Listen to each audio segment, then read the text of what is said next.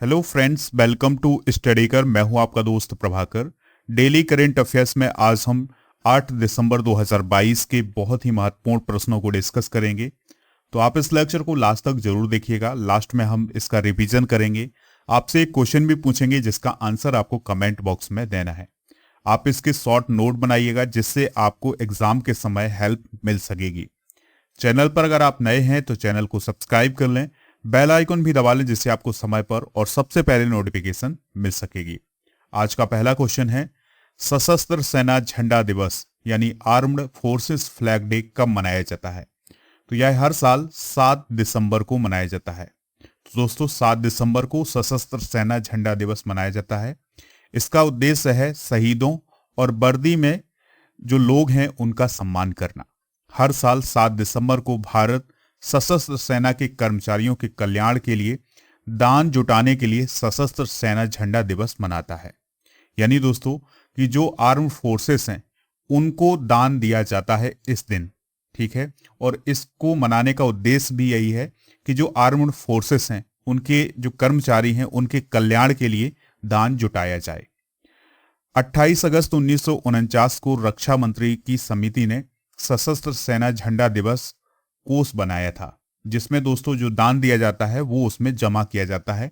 फिर इसके बाद जो आर्म फोर्सेस के जो कर्मचारी होते हैं उनके कल्याण के लिए ये कोष उपयोग किया जाता है, यानी यह धनराशि उपयोग की जाती है।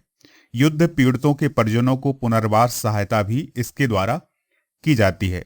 यानी जो युद्ध पीड़ित होते हैं उनके परिजनों को पुनर्वास सहायता जो है वो इसी कोष के द्वारा दी जाती है। देखिए दोस्तों, अब तक मनाए गए कुछ इंपॉर्टेंट डे डिस्कस करते हैं। 1 दिसंबर को विश्व एड्स दिवस मनाया गया है। 2 दिसंबर को विश्व कंप्यूटर साक्षरता दिवस। 3 दिसंबर को विकलांग लोगों का अंतर्राष्ट्रीय दिवस। 4 दिसंबर को नौसेना दिवस। 5 दिसंबर को आर्थिक और सामाजिक विकास के लिए अंतर्राष्ट्रीय स्वयं सेवक दिवस मनाया गया है। 7 दिसंबर को सशस्त्र सेना झंडा दिवस, जिसको अभी हमने डिस्कस किया हुआ है। इसके अलावा 7 दिसंबर को अंतर्राष्ट्रीय नागरिक उड्डयन दिवस भी मनाया जाता है। 9 दिसंबर को मनाया जाएगा भ्रष्टाचार के खिलाफ अंतर्राष्ट्रीय दिवस। तो ये इंपॉर्टेंट डे हैं दिसंबर के, इन्हें आप नोट कर लीजिएगा। अगला क्वेश्चन है, आईसीसी अंडर 19 महिला टी20 विश्व कप के लिए टीम का कप्तान किसे बनाया गया है? तो दोस्तों आईसीसी अंडर 19 महिला टी20 विश्व कप के लिए टीम का कप्तान बनाया गया है सैफाली वर्मा को। 14 जनवरी 2023 को साउथ अफ्रीका में अंडर 19 महिला टी20 विश्व कप शुरू होने वाला है, तो इसके लिए भारतीय टीम की घोषणा भी की गई है। तो दोस्तों भारत की जो महिला क्रिकेटर हैं सैफाली वर्मा, उनको महिला टीम का कप्तान बनाया गया है। इसके अलावा इस विश्व कप के लिए टीम की कोच बनाए गए हैं नूसिन अल खदीर। दोस्तों अंडर 19 टी20 विश्व कप 14 से 29 जनवरी 2023 के बीच साउथ अफ्रीका में खेला जाएगा। फाइनल 29 जनवरी 2023 को पोर्ट चेफ स्ट्रूम में खेला जाएगा। देखिए यहां पर बात आई है आईसीसी की, यानी कि जो विश्व कप के जो टूर्नामेंट होते हैं वो दोस्तों आईसीसी के द्वारा करवाए जाते हैं। तो चलिए चर्चा कर लेते हैं हम आईसीसी पर। तो आईसीसी जो है वो क्रिकेट की गवर्निंग बॉडी है जो पूरे विश्व में काम करती है। इसकी स्थापना 1909 में की गई थी। इसका मुख्यालय है दुबई यूएई में। इसके वर्तमान अध्यक्ष कौन है? Greg Barclay. अगला क्वेश्चन है, बहुत ही इंपॉर्टेंट क्वेश्चन है, दिल्ली एमसीडी की पहली ट्रांसजेंडर सदस्य कौन चुनी गई हैं? तो दोस्तों अभी 7 दिसंबर को दिल्ली एमसीडी के चुनाव हुए हैं, उसका रिजल्ट आया है। तो उसमें दिल्ली एमसीडी की पहली ट्रांसजेंडर सदस्य कौन चुनी गई हैं? तो उनका नाम है बॉबी किन्नर। क्या नाम है? बॉबी किन्नर। तो दोस्तों सुल्तानपुरी की बॉबी किन्नर दिल्ली नगर निगम यानी एमसीडी की पहली महिला ट्रांसजेंडर सदस्य बन गई हैं। और दोस्तों यह भी पहली बार होगा कि एमसीडी में कोई ट्रांसजेंडर सदस्य होगा। बॉबी ने कांग्रेस के उम्मीदवार वरुणा ढाका को 6,714 मतों से हराया है। बॉबी अपने व्यापक सामाजिक कार्यों के कारण सुल्तानपुरी में बहुत ही प्रसिद्ध हैं, इसलिए दोस्तों वो चुनाव भी जीत गई हैं। अगर हम बात करें आम आदमी पार्टी की, तो दोस्तों उसने एमसीडी में 126 का जो बहुमत का आंकड़ा था उसको पार कर लिया है। यानी इस बार जो चुनाव हुए हैं उसमें एमसीडी में जो आम आदमी पार्टी है उसने बहुमत का आंकड़ा पूरा किया है। चलिए दोस्तों, 2022 की प्रथम महिलाओं को डिस्कस कर लेते हैं जिन्होंने पहली बार कोई कार्य किया है। भारत की सबसे कम उम्र की महिला पायलट कौन बनी है? आयशा अजीज बनी है।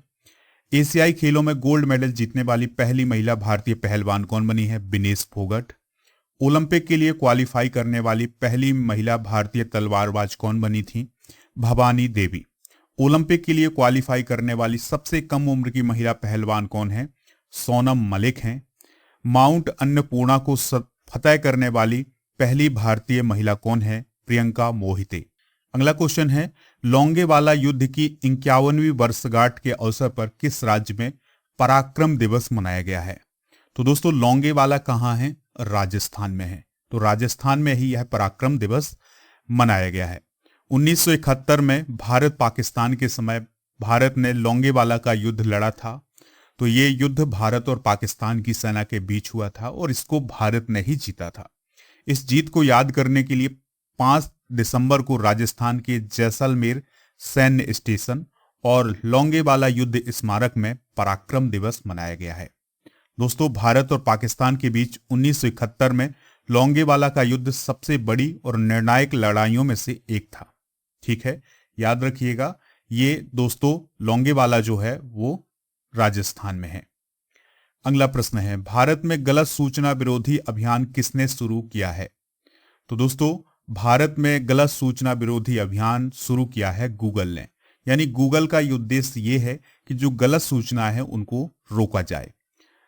तो सोशल मीडिया की दिग्गज कंपनी है गूगल की सहायक जिग्सा, तो उसने भारत में एक नई गलत सूचना विरोधी परियोजना शुरू की है। यानी दोस्तों, गूगल की जो एक सहायक कंपनी है जिसका नाम है जिग्सा, तो उसने गलत सूचना विरोधी अभियान के लिए एक परियोजना, एक प्रोजेक्ट शुरू किया है। इसका उद्देश्य है उन भ्रामक जानकारियों को रोकना जिनसे हिंसा या किसी की मौत होती है। ठीक है, हिंसा भड़काने वाली और मौत के लिए दोषी ठहराने वाली खबरों को रोकना इस परियोजना, इस प्रोजेक्ट का उद्देश्य है।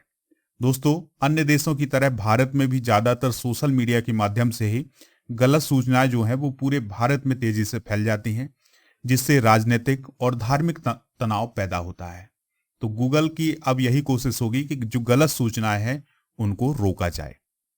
देखिए, गूगल की बात आई है तो दोस्तों, इसकी स्थापना 1998 में लैरी पेज और सर्गेई ब्रिन के द्वारा की गई थी और यह अमेरिका की एक बहुराष्ट्रीय कंपनी है। दोस्तों, 2015 में गूगल को अल्फाबेट कंपनी की पूर्ण स्वामित्व वाली सहायक कंपनी के रूप में पुनर्गठित किया गया था।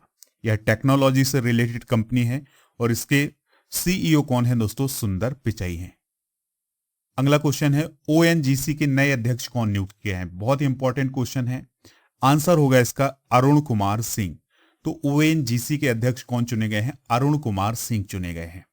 तो भारत सरकार ने 7 दिसंबर 2022 को भारत पेट्रोलियम कॉर्पोरेशन लिमिटेड के पूर्व अध्यक्ष अरुण कुमार सिंह को तेल और प्राकृतिक गैस निगम यानी ओएनजीसी का नया अध्यक्ष नियुक्त किया है। उनकी जो नियुक्ति है वो 3 साल के लिए की गई है, यानी उन्हें 3 साल के लिए नियुक्त किया गया है। इसके अलावा बेतसा राम कृष्ण गुप्ता ने भारत पेट्रोलियम कॉर्पोरेशन लिमिटेड यानी बीपीसीएल के अध्यक्ष और प्रबंध निदेशक का अतिरिक्त प्रभार ग्रहण किया है। तो दोस्तों, आप ये नियुक्ति याद रखिएगा कि ओएनजीसी के नए अध्यक्ष कौन बने हैं? अरुण कुमार सिंह बने हैं। अगला क्वेश्चन है, आरबीआई के द्वारा रेपो रेट को कितने बेसिस पॉइंट बढ़ाया गया है? तो ये बहुत ही इंपॉर्टेंट जानकारी है आपके लिए। तो दोस्तों, आरबीआई यानी रिजर्व बैंक ऑफ इंडिया के द्वारा जो रेपो रेट का बेसिस पॉइंट है वो बढ़ाया गया है 35। कितने पॉइंट बढ़ा गया है दोस्तों? 35 पॉइंट बढ़ाया गया है। तो रिजर्व बैंक ऑफ इंडिया ने अपनी प्रमुख रेपो रेट को 35 आधार अंकों को बढ़ा करके अब जो भारत में रेपो रेट हो गई है वो हो गई है 6.25%। आरबीआई ने मई में रेपो रेट को 40 बेसिस पॉइंट बढ़ाया था। जून, अगस्त और सितंबर में 50 बेसिस पॉइंट की बढ़ोतरी की थी। दोस्तों, ये बढ़ोतरी होती है महंगाई को कम करने के लिए। तो एक बार फिर से आरबीआई ने महंगाई को कंट्रोल करने के लिए जो बेसिस पॉइंट बढ़ाए हैं रेपो रेट के वो बढ़ाए हैं 35। तो अब कुल मिलाकर के जो रेपो रेट हो गई है वो हो गई है 6.25%। रेपो रेट क्या होता है दोस्तों? वह दर जिस पर जो आरबीआई है वो अन्य बैंकों को पैसे देती है। ठीक है दोस्तों, यानी देखिए ये है आरबीआई, और एक दोस्तों हम एग्जाम्पल के तौर पर लेते हैं एसबीआई, एक बैंक है। ठीक है, आरबीआई जब जिस दर पर, जिस रेट पर एसबीआई को कर्ज देती है या उन्हें पैसा देती है, उसको हम रेपो रेट बोलते हैं। अगला क्वेश्चन है, भारत में 2022 में गूगल पर सबसे ज्यादा कौन सा विषय सर्च किया गया? बहुत ही इंपॉर्टेंट क्वेश्चन है। तो भारत में 2022 में गूगल पर सबसे ज्यादा सर्च किया गया विषय है इंडियन प्रीमियर लीग यानी आईपीएल। आईपीएल को सबसे ज्यादा सर्च किया गया है 2022 में। ठीक है दोस्तों, तो ये आप याद रखिएगा। तो गूगल की एक रिपोर्ट के अनुसार भारत में सबसे अधिक सर्च किया गया है इंडियन प्रीमियर लीग। फिर इसके बाद है कोविन। कोविन दोस्तों, जिसके माध्यम से कोविड-19 जो है उसकी वैक्सीन लगती थी, तो वो है एक वेबसाइट थी जिसके माध्यम से हम अपने स्लॉट बुक करवा सकते थे कोविड-19 वैक्सीन के लिए। तो उसको सबसे ज्यादा दूसरे नंबर पर सर्च किया गया है। फिर इसके बाद फीफा विश्व कप, फिर क्रिकेट एशिया कप, फिर आईसीसी T20 विश्व कप, और फिर एक फिल्म है जिसका नाम है ब्रह्मास्त्र, तो उसको भी सर्च किया गया है। ठीक है, 2022 में सबसे ज्यादा सर्च की जाने वाली हस्तियां कौन थी इंडिया में? तो वो थी नुपुर शर्मा, जो कि बीजेपी की पूर्व प्रवक्ता हैं, द्रौपदी मुर्मू भारत की राष्ट्रपति हैं, और ऋषि सुनक। तो इन सबको भी सर्च किया गया है 2022 में सबसे ज्यादा। अगला प्रश्न है, ड्रोन के माध्यम से दवाई पहुंचाने वाला पहला राज्य कौन बन गया है? तो वो बना है मेघालय। कौन सा राज्य दोस्तों? मेघालय। तो मेघालय सरकार ने अभी एक स्टार्टअप तैयार किया है जिसमें क्या होगा कि ड्रोन के माध्यम से दवाइयां एक स्थान से दूसरे स्थान तक पहुंचाई जाएंगी। इससे क्या होगा? टाइम की बचत होगी। यानी दोस्तों, अगर किसी दवाई को एक स्थान से दूसरे स्थान तक पहुंचाना है तो उसके लिए घंटों का समय लग जाता था, लेकिन ड्रोन के माध्यम से 30 मिनट या इससे कम समय में भी उस दवाई को इमरजेंसी के रूप में पहुंचाया जा सकता है। इसमें दोस्तों वैक्सीन और जो अन्य आवश्यक दवाई हैं वो पहुंचाई जा रही हैं। ठीक है दोस्तों, तो ड्रोन के माध्यम से दवाई पहुंचाने वाला पहला राज्य कौन बना है? मेघालय बना है। मेघालय के चीफ मिनिस्टर याद रखिएगा कॉनरॉड संगमा है। अगला प्रश्न है, लास्ट प्रश्न है, इंपॉर्टेंट है।